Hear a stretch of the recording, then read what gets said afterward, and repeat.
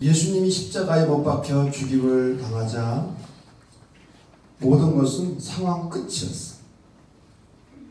그래서 예수님을 따르던 제자들이 뿔뿔이 다 도망을 쳤습니다. 예수님에게 걸었던 꿈과 희망은 완전히 물거품이 되었어요. 더 이상 기대하고 바랄 것이 아무것도 없기 때문에. 그래서 글로바라는 제자와 어떤 다른 제자는 예루살렘에서 25리 떨어진 엠마오라는 고향을 향해서 힘없이 터덜터덜 돌아가고 있었어.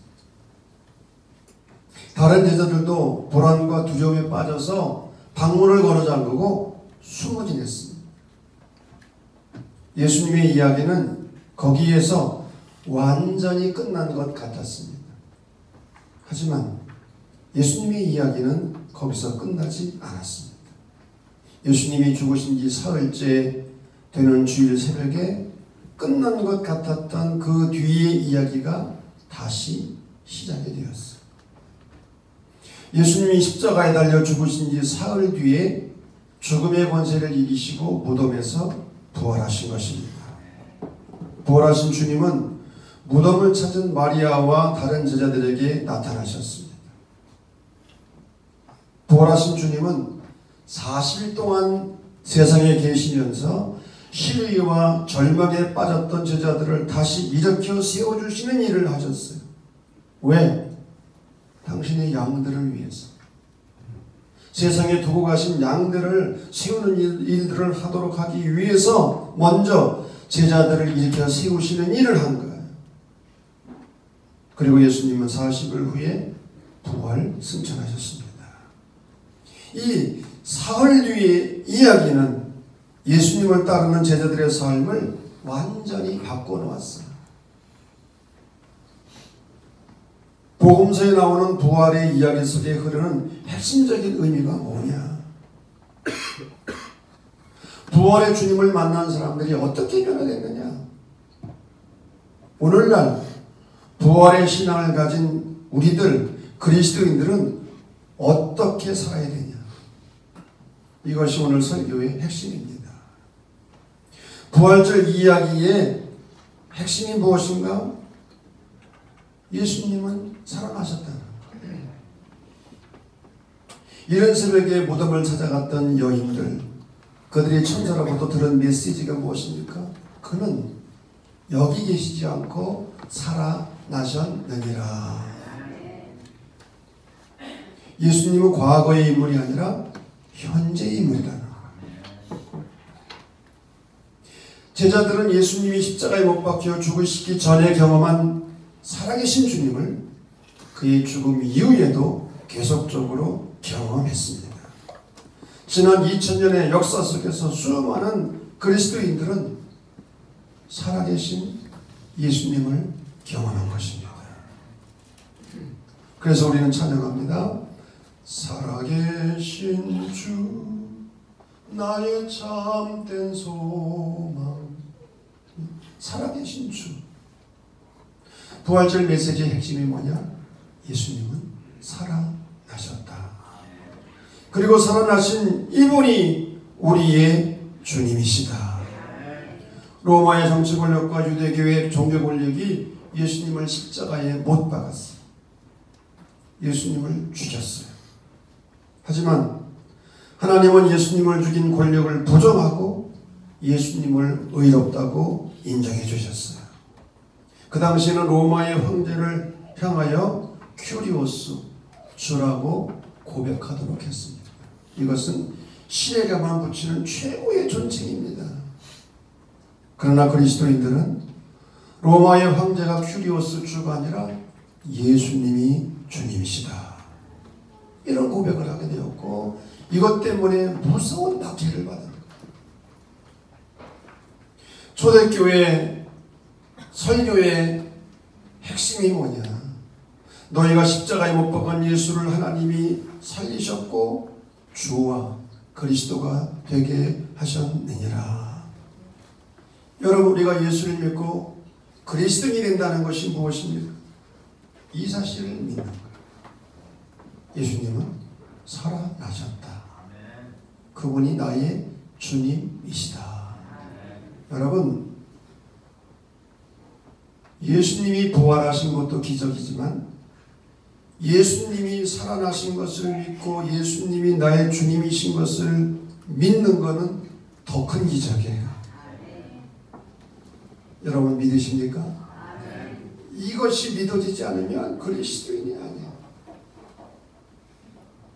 이것을 믿는 사람들이 기적의 주인공들입니다. 우리 옆에 분에게 당신은 기적의 주인공입니다. 그런데 솔직히 믿어집니까? 이 믿어지는 게 은혜고 믿어지는 게 기적인가? 부활절 메시지의 핵심이 이거예요. 예수님이 살아나셨다. 그분이 우리의 큐리오스 주님이시다. 이것을 믿고 고백하는 사람들이 그리스도인인 거예요. 그러면 이것을 믿고 고백한 사람들은 어떤 변화가 일어났는가? 부활절 이후의 제자들은 어떤 변화가 일어났는가? 그들은 180도 삶의 방향이 바뀌어졌어요. 과거를 집어치우고 새로운 출발을 했습니다. 주님이 부활을 경험한 제자들은 더 이상 숨지 않았어요. 더 이상 두려워하지 않았어요. 더 이상 절망하지 않았어요. 절망이 희망으로 바뀌었습니다. 슬픔이 기쁨으로 바뀌었습니다. 좌절이 사명으로 바뀌었습니다. 방황이 확실한 목표로 바뀌었습니다. 밝은 새 아침을 맞이한 것처럼 그들은 새로운 출발을 합니다. 엠마오를 향하여 가던 제자들도 삶의 방향을 180도 돌리게 된다. 두 번째로 제자들은 부활의 증인이 되었습니다. 마리아는 안식 후 첫날 이른 새벽에 무덤을 향하여 달려갔습니다. 무덤은 죽음의 장소입니다. 무덤을 향하여 달려갔다고 하는 것은 죽음을 향하여 달려가는 것입니다. 마리아는 무덤에서 주님이 부활하셨다는 천사의 메시지를 듣고 돌아가서 부활의 증인이 됩니다. 예수님이 다시 사신 것을 사람들에게 알리는 거예요. 예수님의 부활을 경험한 제자들은 예수님의 부활을 증언하는 공동체를 만들었는데 그것이 바로 초대교회. 교회란 뭐냐? 부활 공동체입니다. 예수님의 부활을 믿고 이 부활을 증언하는 공동체가 바로 교회인 거야. 예수 믿는 사람들을 잡아 죽이는 일에 앞장섰던 사울은 다메섹 도상에서 부활의 주님을 만났습니다. 그리고 지중해 연안의 나라들을 다니면서 복음을 전하는 전도자가 되었어요. 그래서 소아시아에서 마게도냐로 복음이 건너가게 되었고 이 복음이 로마를 변화시키게 되었고 이 복음이 로마에서 유럽으로, 유럽에서 영국으로, 영국에서 미국으로, 그리고 133년 전 미국에서 한국으로까지, 이 땅에까지 전해지게 된 거예요. 지금부터 133년 전 1885년 4월 5일 부활절 아침에 인천 지물포항에 아펜젤라와 언더우는 복음을 들고 첫 발을 내딛었어요. 그 30년 동안 1000여 명의 선교사들이 이 땅에 왔습니다. 그들은 자기 나라에서 얼마든지 행복하게 살 수 있는 엘리트 그룹들이었어요. 목사, 의사, 교사, 간호사들이었어요. 이 땅에 와서 생명을 바쳐가며 교육사업, 의료, 선교, 복음 전도에 헌신과 희생을 했습니다. 감리교회 선교사 아펜젤러는 27살의 나이에 결혼을 하자마자 한국에 왔어요. 그런데 44살의 젊은 나이에 군산 앞바다 어청도 근해에서 선박사고로 순직을 하게 됩니다. 44살에 고향의 부모님을 남겨놓고 사랑하는 아내와 3 자녀를 남기고 세상을 떠납니다. 17년 동안 젊음을 불태웠습니다. 그가 얼마나 열심히 일했는가? 아펜젤러는 한국에 올 때의 몸무게가 90kg이었어요. 우리 교회 누구와 좀 비슷할 것 같아요. 그런데 5년 후에 90kg가 65kg가 됐어요. 죽기 직전에 그의 몸무게가 얼마였느냐? 59kg였어요. 그가 이 낯선 땅 척박한 환경에 와서 얼마나 고생을 하고 얼마나 헌신적으로 일했는지를 보여주는 한 예입니다. 다시 말하면 부활의 주님을 만난 사람들은 모두 부활의 증인이 되었어요. 그러면 부활의 의미가 뭐냐? 어떻게 부활의 삶을 살아야 되느냐?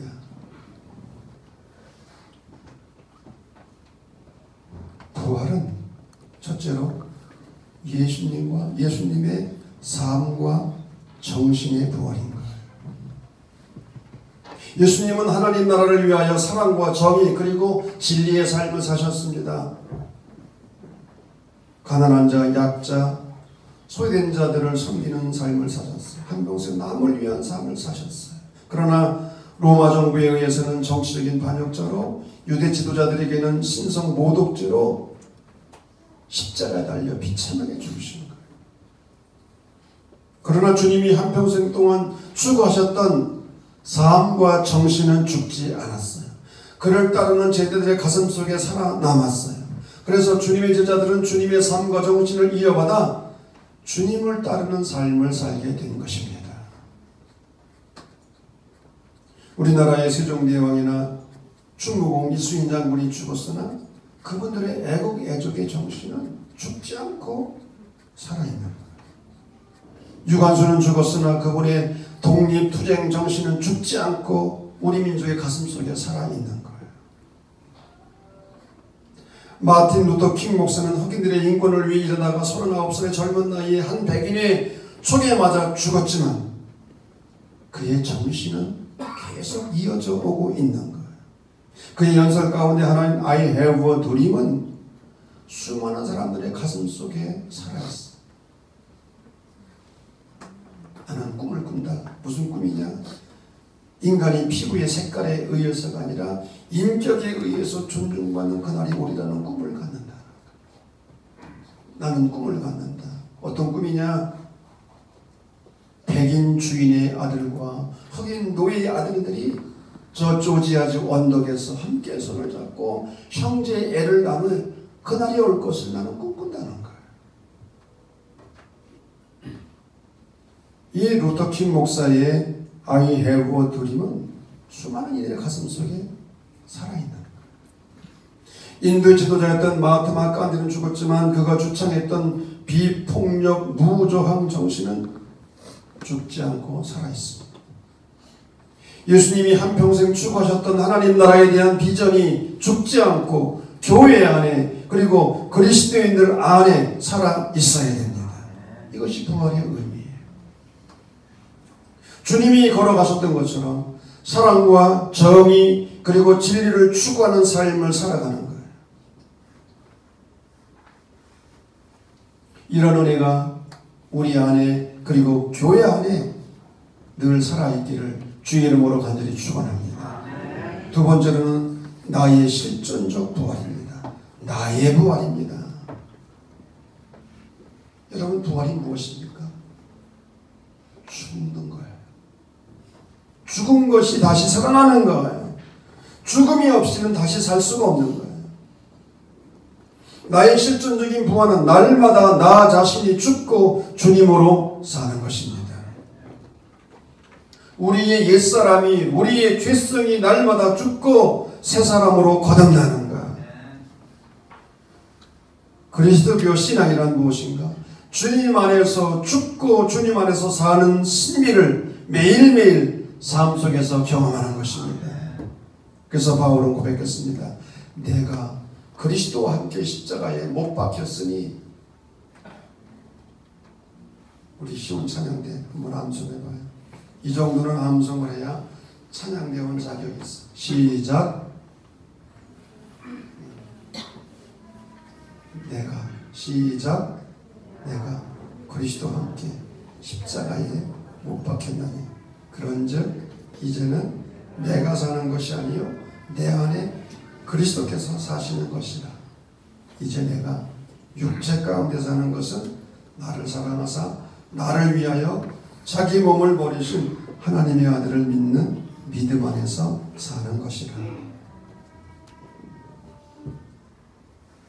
우리 성가대장님이 누구시죠? 주창수 원사님. 다음 주일까지 다 외워오도록 하세요. 아직 그 정도로 외워야지 이 시온 찬양대원이 되지. 날마다 자신이 죽고 주님으로 사는 것, 이것이 실천적 부활. 두 번째로 어려움과 고난 속에서도 절망하지 않고 희망을 가지고 새 출발하는 것. 제자들처럼 주님의 부활을 경험한 제자들이 절망이 희망으로 바뀌고 슬픔이 기쁨으로 바뀌고 좌절이 사명으로 바뀌고 방황이 확실한 목표로 바뀌었던 것처럼 새 출발을 하는 겁니다. 추운 겨울을 견뎌내고 새싹이 돋아나듯 병아리가 아래 껍질을 깨고 나오듯 왜 부활절에 계란을 나눕니까? 상징적인 의미가 있는 거예요. 여러분, 전도하라고 준 계란을 먹으면 소화가 안 됩니다. 알아서 하세요. 근데 먹으라고 포장을 하는 것들 많이 있으니 그거 갖다 드세요. 근데 전도용으로 만든 걸 먹으면 배탈이 날지어다. 저기 드시라고 있는 게 있으니까 포장하는 거, 이쁘게 만들지 않은 것들은 그건 드셔도 괜찮아요. 근데 전도하라고 포장한 그 이쁜 달걀은 반드시 전도하는 일에만 써야 돼요. 그렇게 하지 않고 먹으면 뭐가 난다고? 배탈 날 수가 있어요.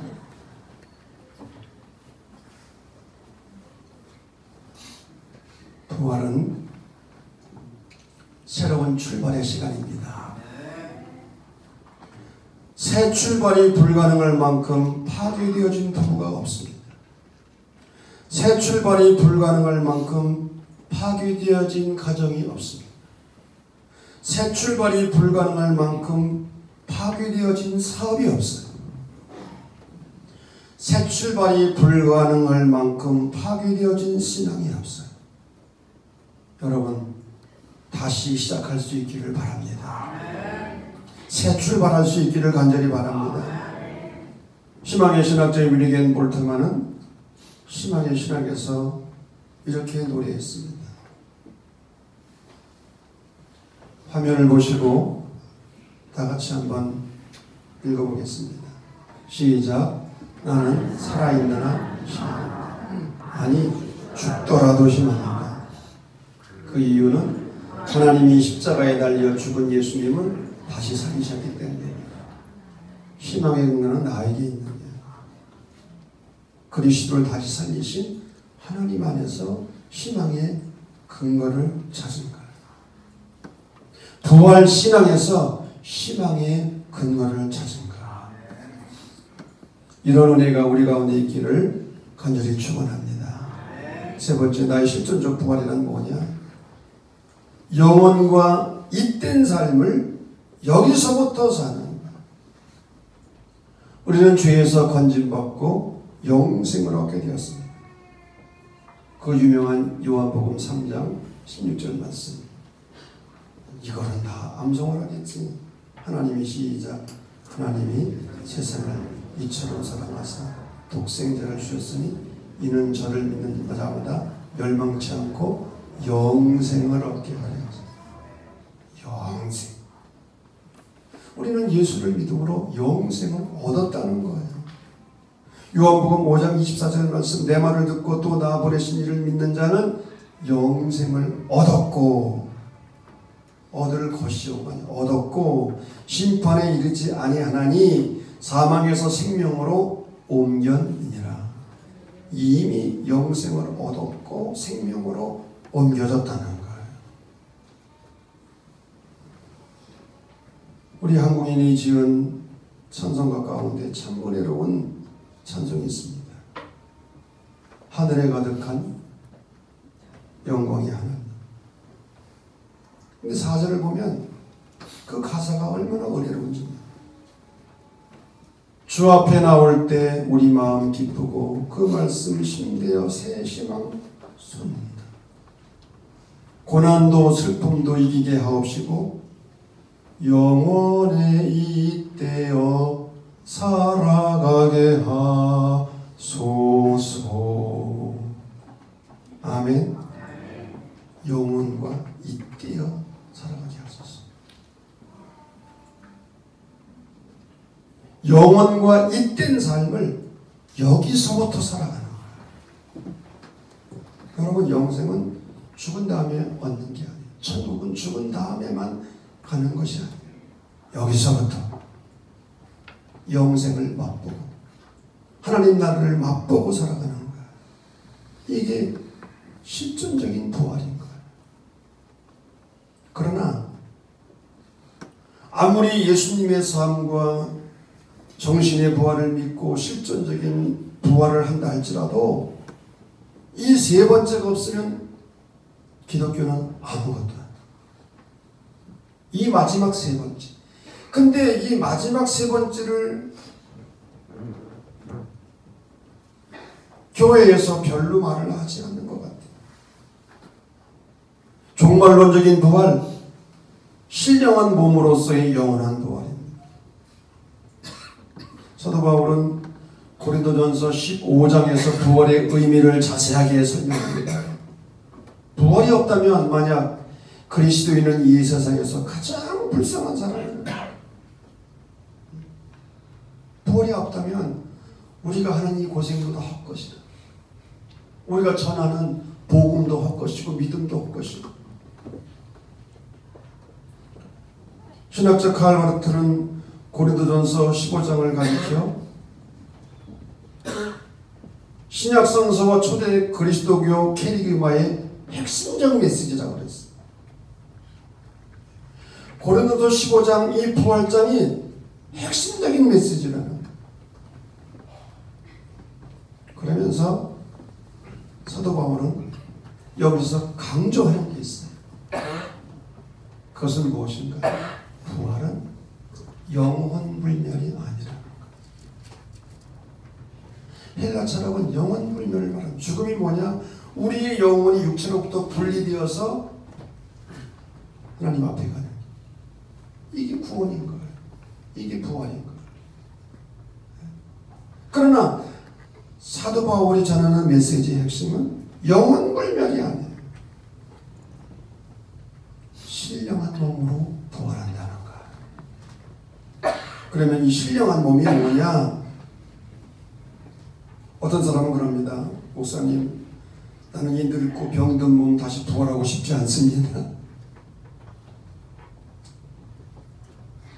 어떤 여자 집사님은 나이 50이 넘어가면서 사진을 안 찍더라고요. 늙어가는 자기 모습이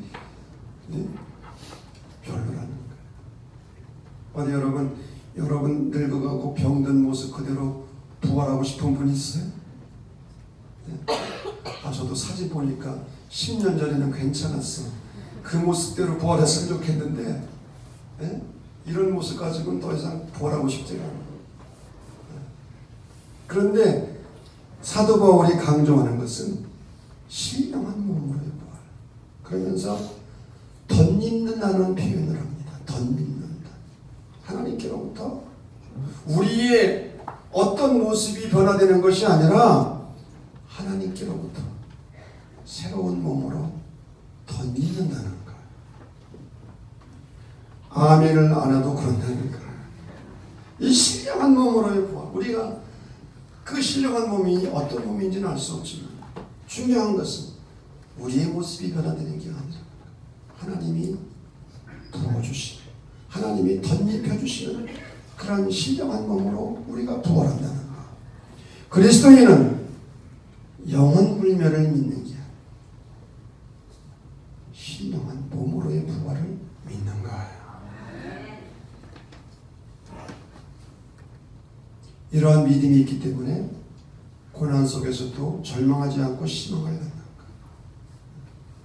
죽음을 각오하고 순교를 당하면서도 복음을 전할 수 있다. 왜? 영원한 부활을 믿기 때문에. 그리스도인은 삶과 죽음 그리고 죽음 이후의 영원한 생명도 은총의 선물을 봅니다. 헨리 나운이 말한 것처럼 우리가 이 땅에 태어난 것도 하나님의 은총이고 죽는 것도 하나님의 은총이고 아멘을 안 해도 은총이고 죽음 이후의 삶도 하나님의 은총이고 우리가 죽음 이후의 삶이 어떻게 펼쳐질지 정확히 알 수는 없어요. 그러나 우리가 이 땅에 태어나고 한평생 살다가 죽는 것이 하나님의 은총이라면 죽음 이후의 삶도 하나님의 은총이에요. 그리스도인은 현실적 생명을 감싸고 있는 두 괄호, 탄생과 죽음이라는 두 괄호가 있지만 하나님은 이 괄호를 감싸고 계신 더 근원적인 더 큰 괄호라는 거예요. 이것을 믿고 사는 것이 그리스도이네요. 그러므로 그리스도는 자기 생에 대하여 겸허한 자세와 감사한 마음을 가질 뿐만이 아니라 귀중한 생명을 알차게 연물도록 최선을 다해서 자기를 가꾸고 자기 실현을 해야 되는, 그리고 이 땅에서 잘 사는 것이 잘 죽는 것임을 아는 것입니다. 따라합시다. 잘 사는 것이 잘 죽는 거다. 잘 사는 분들은 잘 죽을 수 있어요. 사랑하는 평촌감리교회가 설립 27주년을 맞이했습니다. 부활 공동체입니다. 이 부활 공동체가 순례하는 공동체가 되어서 어두운 세상을 밝히고 빛과 소금이 되어 수많은 영혼들을 구원하는 선교의 사명을 힘있게 감당할 수 있기를 소원합니다. 133년 전 아펜젤러가 이 땅에 도착하면서 땅에 엎드려 키스를 하면서 드렸던 기도, 이 아펜젤러의 기도가 오늘날 우리의 기도가 되어야 돼요. 우리 교회의 기도가 돼요. We came here on Easter. 우리는 부활절에 이곳에 도착했어요. 오늘 사망의 빗장을 산산히 깨뜨리시고 부활하신 주께서 이 나라 백성들을 얽매고 있는 굴레를 끊으시고 그들에게 하나님의 자녀가 누리는 빛과 자유를 허락해 주시옵소서. 이 기도가 우리의 기도가 되고 교회의 기도가 되기를 간절히 소망합니다.